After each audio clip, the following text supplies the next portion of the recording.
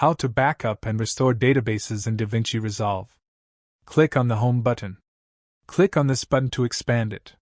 Here I have a database named Database3, and there is a project named Temp1 in it, and I want to backup and then restore it. Click on the Details button next to database name, and click on Backup. Set a name for the backup, choose a place to save it and click Save. Now we created a backup from the database and all the projects in it. Now let's delete the database and restore it from the backup file. Right-click on the database and remove it. Now click on the Restore button and select the database backup file.